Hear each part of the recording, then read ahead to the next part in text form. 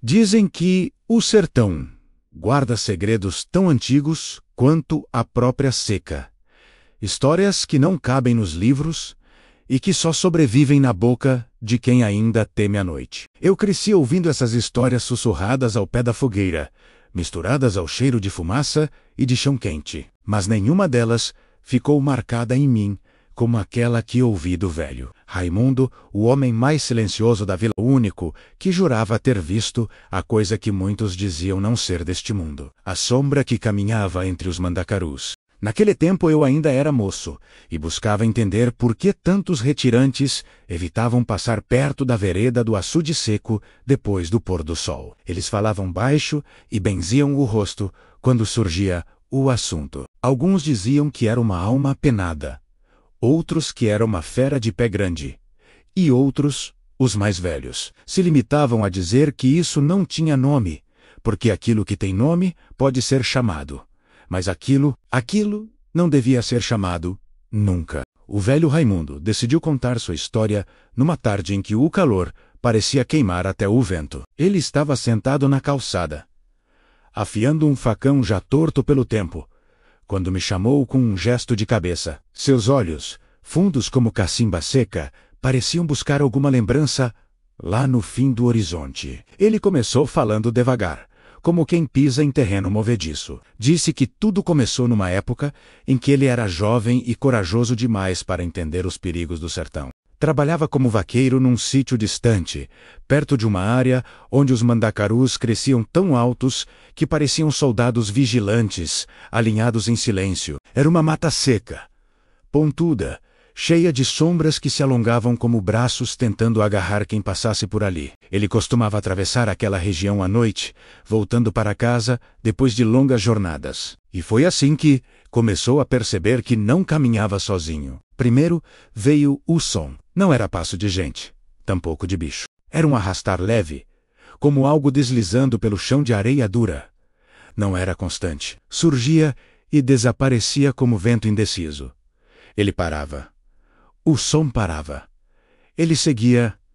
O som voltava. Até que um dia, irritado com aquilo, resolveu parar de vez, virar o corpo e gritar que quem quisesse lhe aparecer que aparecesse de uma vez.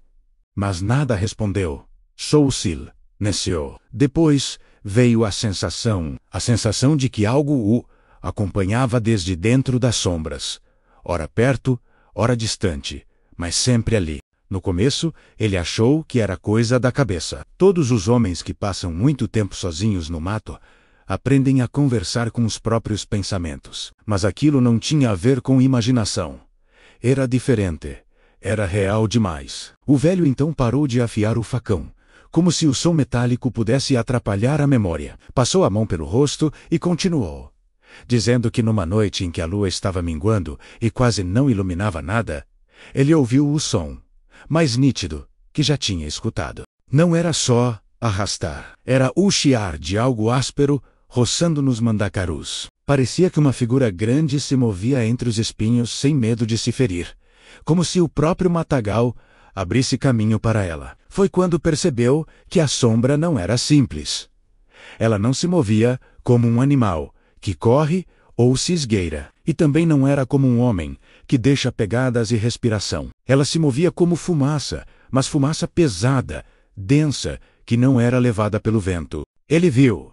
Jura que viu menos a forma se aproximar lentamente, como se emergisse de dentro dos galhos secos. E então, bem na frente dele, a sombra tomou forma. Era alta, torta, e parecia crescer conforme respirava. Ele disse que não tinha rosto, mas tinha olhos. 2 pontos escuros que não refletiam luz nenhuma, como se engolissem o que olhavam. Raimundo disse que sentiu o corpo gelar, mesmo com um calor de quase 40 graus. Quis correr, mas não conseguiu. A sombra ficou parada, apenas observando. O silêncio era tão grande que ele podia ouvir o próprio coração batendo, rápido, como asa de pássaro preso. Ele não sabia quanto tempo ficou ali, congelado, encarando a coisa. Mas algo dentro dele gritava que não devia virar as costas. Só que em algum momento, por impulso ou desespero, virou. E foi aí que ouviu o primeiro som que jamais esqueceria.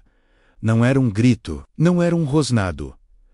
Era um lamento, um som profundo, que ecoava como voz de alguém que tinha perdido tudo e nunca encontrou descanso. Um som que parecia vir de vários lugares ao mesmo tempo, como se aquela sombra fosse feita de muitas vozes juntas. Ele correu como nunca correu na vida, disparando no meio dos galhos, rasgando a roupa e a pele. Enquanto o som o acompanhava, ecoando entre os mandacarus como canto de assombração, nos dias seguintes o velho tentou esquecer.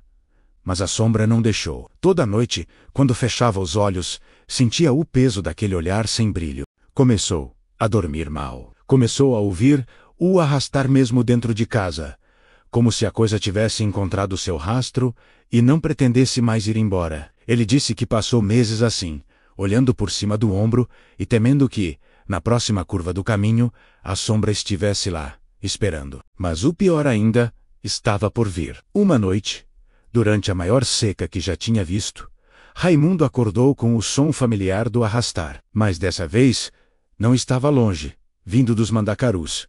Estava perto, muito perto, dentro da sala. Ele se levantou devagar, sentindo os joelhos tremerem, e viu a sombra parada diante da porta, maior do que nunca, preenchendo o espaço como se quisesse engolir tudo. A sombra, então, avançou um passo, e depois, outro. Ele jurou que viu o chão escurecer sob ela, como se o próprio solo murchasse na sua presença. Foi aí que Raimundo compreendeu. A sombra não era um espírito de pessoa. Não era a assombração de gente morta. Era algo antigo. Muito antigo. Algo que caminhava pela terra muito antes das pessoas aprenderem a dar nome às coisas. Ele disse que sentiu, lá no fundo da alma, que a sombra não queria matar. Ela queria companhia. Queria alguém para seguir. Queria alguém para levar. A sombra era solidão pura, moldada em escuridão. Mas quando ela se aproximou demais, algo aconteceu. Ele não sabia explicar, mas sentiu a presença de uma luz atrás dele. Fraca, quase apagada. Uma lamparina esquecida na mesa. A chama balançou. Pequena, mas suficiente para fazer a sombra recuar um passo. E depois, outro. Raimundo disse que nunca acreditou em fé, em símbolos, nem em proteção. Mas naquela noite, entendeu que qualquer luz, até a mais fraca, podia afastar o que vivia no escuro. A sombra recuou até a porta e desapareceu, e nunca mais voltou a entrar na casa dele. Mas ela não sumiu. Continuou caminhando entre os mandacarus. Continuou seguindo trilhas, continuou sendo vista por quem ousava atravessar a mata seca nas noites sem lua. E até hoje, segundo os mais antigos, e eu digo isso com a voz que aprendi a ter depois de ouvir Raimundo contar essa história, menos a sombra continua lá, caminhando devagar, observando, escolhendo. Alguns dizem que na verdade é a alma de um guerreiro antigo que nunca descansou. Outros juram que é a manifestação da própria tristeza do sertão. E há aqueles que, como Raimundo, defendem que ela não é humana, nem animal, nem espírito. É só escuridão viva, andando por onde o solo rachado abraça os espinhos pontudos.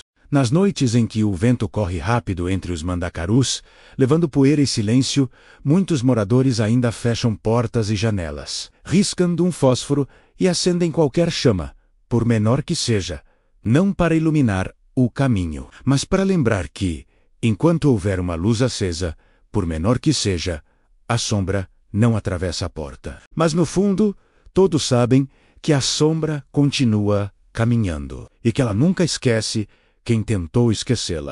E se você algum dia andar pelo sertão profundo, por estradas onde ninguém mais passa, e ouvir um arrastar lento, vindo de um ponto onde a escuridão parece mais pesada que o normal, não olhe para trás. Não chame e, acima de tudo, não apague a luz que você tem na mão. Porque há coisas no sertão que não precisam ser vistas, e a sombra que caminha entre mandacarus é uma delas.